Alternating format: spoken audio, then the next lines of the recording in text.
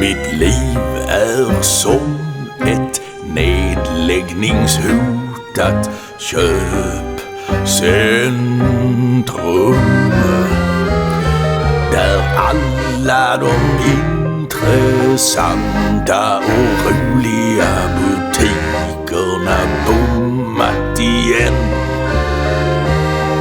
och bara sekunda matvaror och billiga kinesiska plastsaker finns kvar.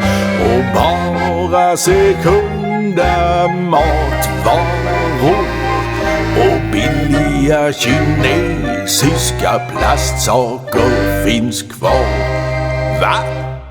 Systembolag, systembolag, systembolaget, skål! Mitt liv är som ett nedläggningshotat köpcentrum.